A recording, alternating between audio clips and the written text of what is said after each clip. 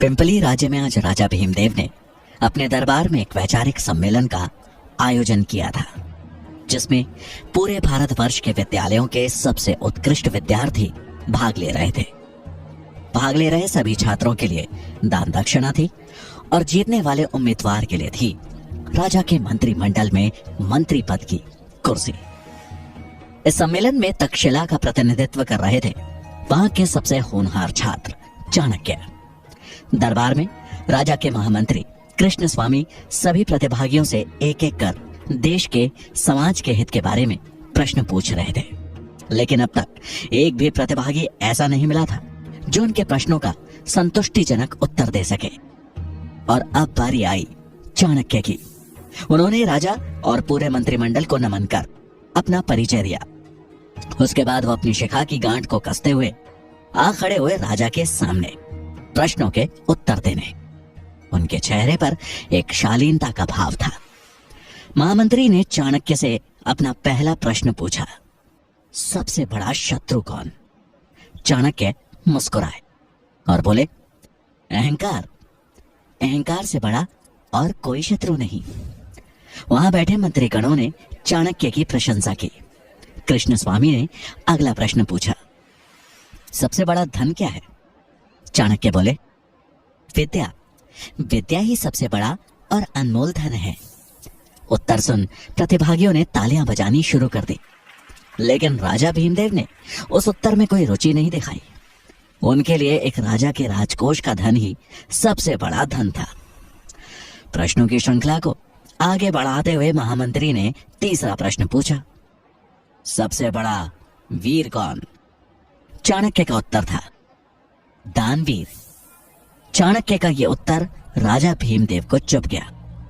उन्हें लगा मानो चाणक्य उनकी संपन्नता, उनकी वीरता का उपहास कर रहा हो। उन्होंने अपने क्रोध को काबू में करने के लिए राज सिंहासन को कस के पकड़ लिया।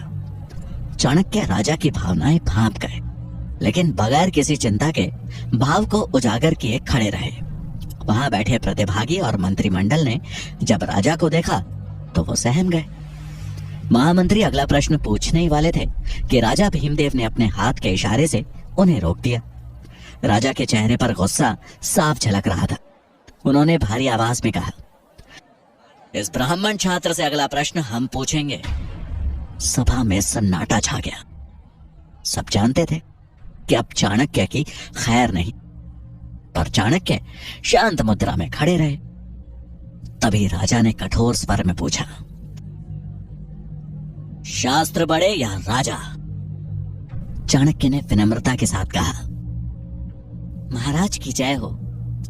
शास्त्र ही साम्राज्य की नींव रखते हैं और साम्राज्य राजा की, इसलिए सबसे पहले शास्त्र। यह सुन राजा भीमदेव से रहा नहीं गया और वो अपनी राजगद्दी से उठ भरे दरबार में चिल्लाते हुए बोले, शास्त्र नहीं, एक राजा सबसे बड़ा होता है, मूर्ख। क्या सिखा रहा है तुम्हें तक्षशिला?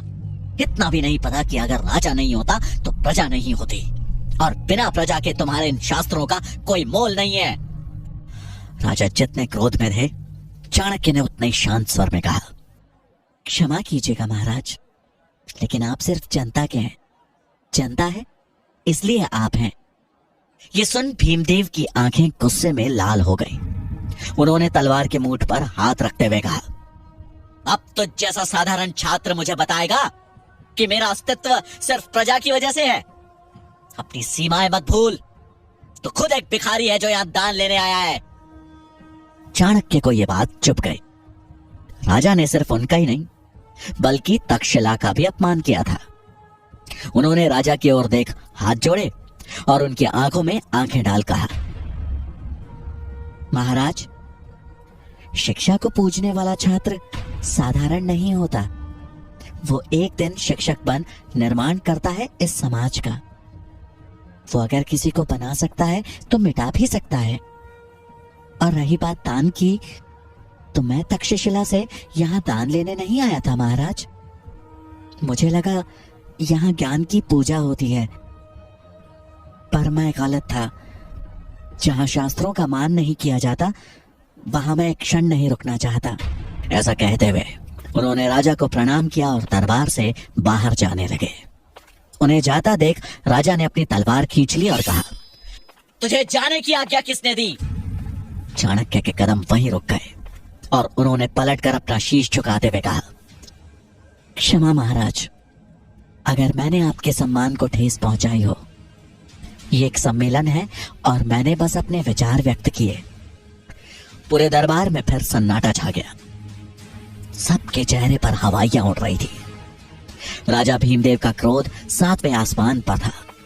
वो तलवार उठा जैसे ही चाणक्य की ओर बढ़े तो महामंत्री कृष्ण स्वामी हाथ जोड़ उन्हें रोकते हुए बोले, महाराज क्षमा कर दीजिए इस नादान बालक को। इसे ये पता नहीं है कि ये कहां खड़ा है और क्या कह रहा है। आप दयावान हैं, ब्राह्मणों का आदर करना जानते हैं। आप क्यों एक ब्रह्म हत्या का पाप अपने सर पर ले रहे हैं? इसे क्षमा दान दीजिए महाराज। चाणक्य ने भी राजा और वहां उपस्थित सभी लोगों को नमन किया और राज दरबार छोड़ जाने लगे।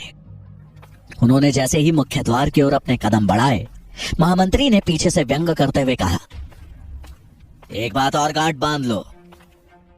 अगर यही आचरण रहा तो जिस शिखा का दंभ भर रहे हो, एक दिन ना तो वो रहेगी और ना ही उस शिखा को धारण करने वाला शीश। चाणक्य ने इस अपमान का घूंट स्वाभिमान के साथ पिया और लौट आए तक्षशिला। इस बात को कुछ साल बीत गए। भीमदेव के दरबार से निकाला गया तक्षशिला का यह छात्र आज उसी शिक्षा के मंदिर में आचार्य चाणक्य के नाम से प्रसिद्ध था। आज चाणक्य अपने शिष्यों को राजनीति के बारे में पढ़ा रहे थे कि तभी एक विद्यार्थी ने साहस जुटाते हुए उनसे पूछा, आचार्य, आपको उस दिन राजा भीमदेव से डर नहीं लगा?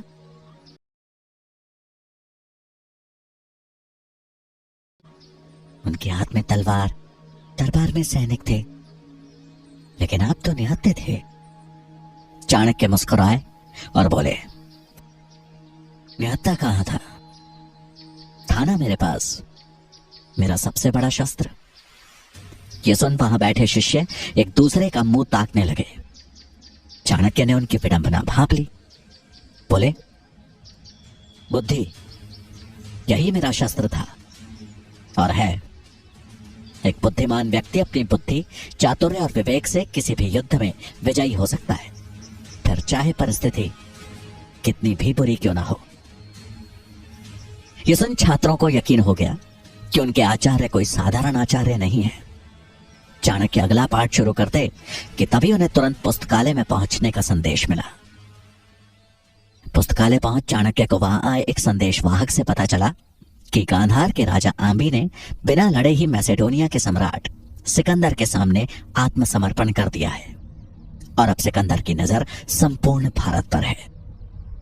खबर सुन चाणक्य चकित रह गए और कुछ सोचते हुए वहां उपस्थित आचार्यों से बोले, इसका मतलब तो यह हुआ कि सिकंदर कभी भी भारत पहुंच सकता है।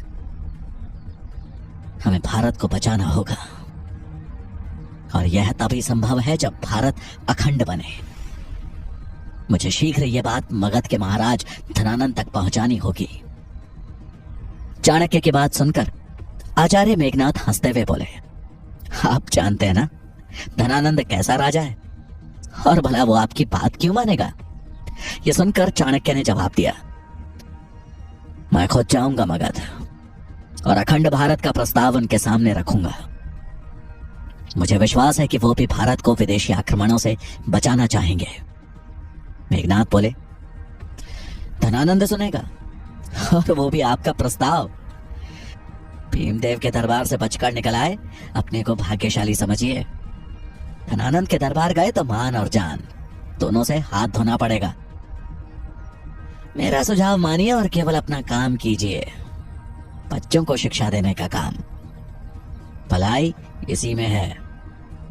ये सुन के चाणक्य हैरानी से बोले, आचार्य, मैं एक ब्राह्मण हूं और ब्राह्मण का कर्तव्य होता है लोगों को सही दिशा दिखाना।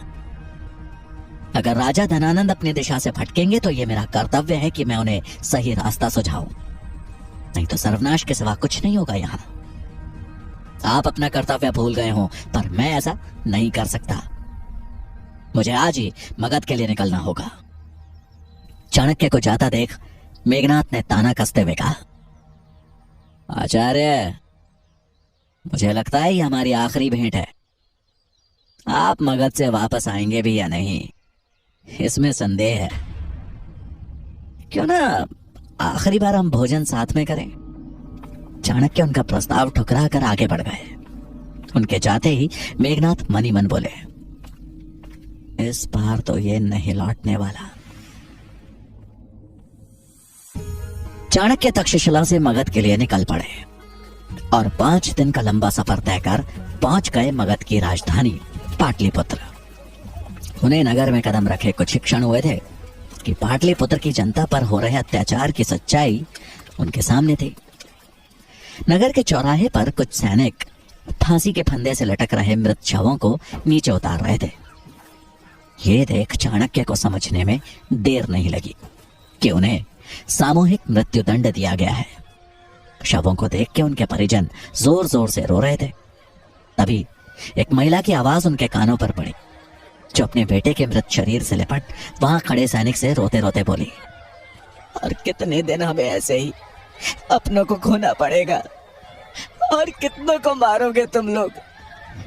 अगर कर नहीं दिया तो क्या पूरी प्रजा को मार दोगे? कहां से लाए हम इतना धन? उस औरत की बात सुन उस सैनिक ने गुस्से में उसे धक्का मारते हुए कहा, बढ़िया, अगर ज्यादा आवाज करेगी तो तुझे भी लटका दूंगा इसी फंदे पे।